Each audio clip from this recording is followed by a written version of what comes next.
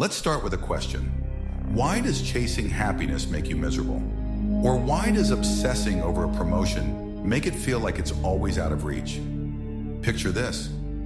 You're trying to fall asleep, but the harder you try, the more awake you feel. Or you're on a first date, desperate to impress, and you end up spilling coffee all over yourself because you're so nervous. That's the backward law in action. The backward law, popularized by philosopher Alan Watts and rooted in ancient teachings like Taoism, says that the more you force something, the more resistance you create. It's like trying to grab water in your fist. The tighter you squeeze, the more it slips through your fingers. But if you cup your hand gently, the water stays. Life works the same way. When you obsess over outcomes like, I need to be happy or I must land that job, you're actually pushing them away. Why? Because you're focusing on what you don't have, which creates a mindset of lack and stress. Think about it. When you're desperate for love, you come across as needy, and that vibe pushes people away. When you're obsessed with success, every setback feels like a personal failure. The backward law teaches us that the first step to getting what you want is to stop chasing it so hard. Instead, embrace what is, right here, right now. So how do you stop chasing? It's not about giving up your dreams or becoming a couch potato. It's about shifting your mindset from forcing to flowing. Imagine a river. It doesn't fight the rocks in its path or try to bulldoze its way to the ocean. It flows around obstacles, gently carving its path over time. That's what the ancient Taoist concept of wu-wei, effortless action, is all about. It's doing without overdoing, moving with life's natural rhythm. Let me tell you about Sarah, a graphic designer I heard about. For years, she hustled to make her art go viral. She posted on Instagram nonstop, begged for likes, and stressed over every algorithm change. Nothing worked. Exhausted, she finally said, "Screw it, I'm just gonna create for me." She started painting what she loved, no agenda, no pressure. Guess what? Her work started getting noticed. Galleries called, commissions rolled in. Why? Because when she stopped chasing fame and focused on her joy, her energy shifted. She wasn't radiating desperation anymore. She was radiating authenticity. Modern psychology backs this up. Studies on flow states show that when you're fully present and not obsessing over results, you perform better, whether it's at work, sports, or even relationships. So the next time you're stressing about an outcome, try this. Take a deep breath. Let go of the need to control and just be in the moment. You'll be amazed at how things start to align. Here's where it gets real. Why do we chase so hard in the first place? Underneath all that hustle is often fear. Fear of not being enough, fear of failing, fear of missing out. When you're desperate for something, you're not just saying, I want this. You're saying, if I don't get this, I'm incomplete. That's a heavy weight to carry, and it creates what psychologists call a scarcity mindset. You're so focused on what's missing that you miss what's already there. The backward law flips this on its head. It says stop chasing and start accepting. Acceptance doesn't mean settling for less. It means trusting that life is already working in your favor. Think of it like planting a seed. You don't dig it up every day to check if it's growing, right? You water it, give it sunlight, and trust the process. Life's the same way. When you let go of that frantic need to control every outcome, you create space for things to unfold naturally. The poet Rumi once said, "Let yourself be silently drawn by the strange pull of what you really love. It will not lead you astray." That's the key. Focus on what you love, not what you fear. When you act from love and trust instead of fear and control, the universe responds. It's like tuning into the right frequency. Suddenly, the static clears and the signal comes through loud and clear. Now let's talk about the ego. That little voice in your head that says, I have to control everything. The ego loves to plan, strategize, and micromanage every detail of your life. But here's the truth. The ego often gets in the way of the magic.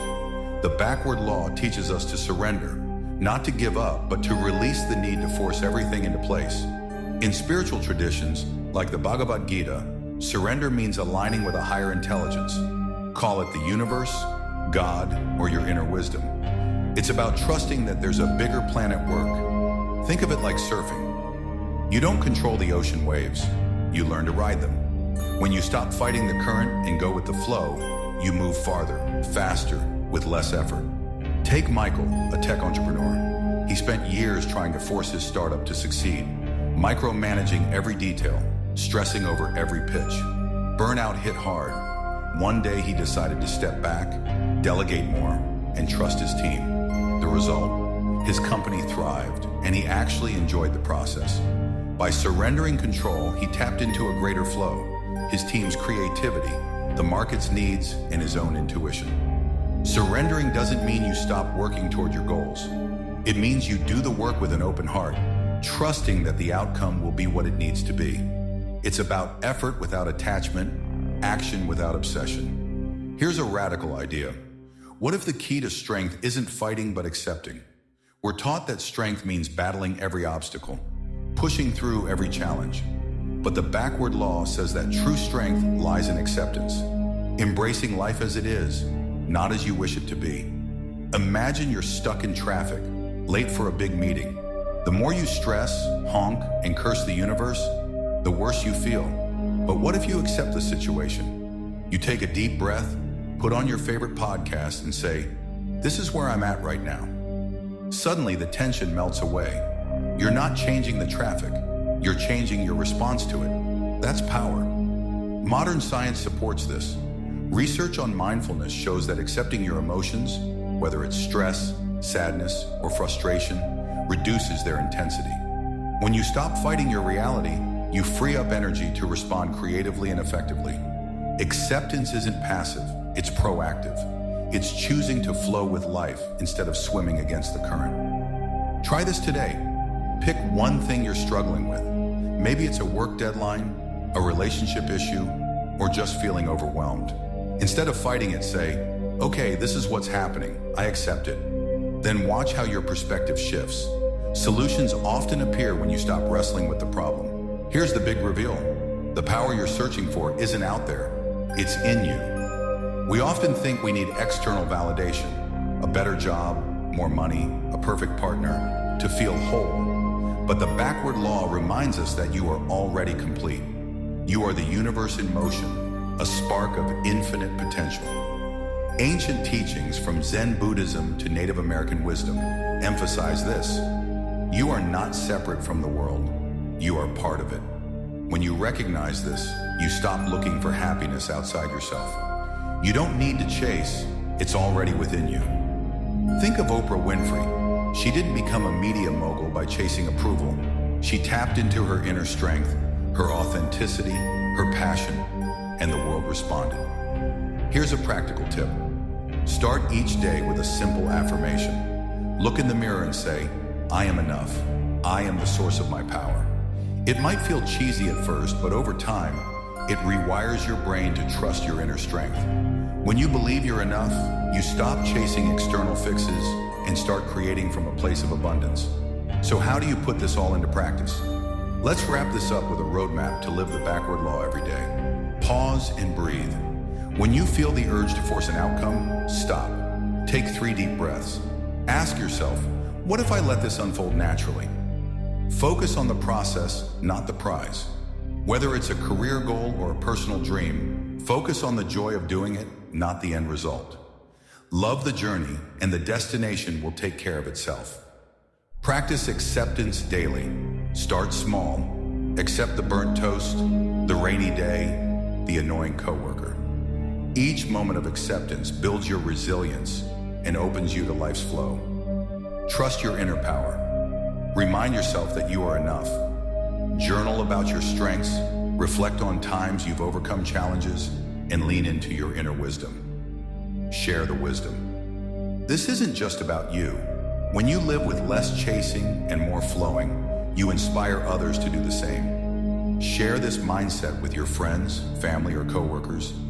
It's contagious. The backward law isn't just a philosophy, it's a way of life. It's about trusting that the universe has your back, that you don't need to force your way through every door. When you let go, you create space for miracles.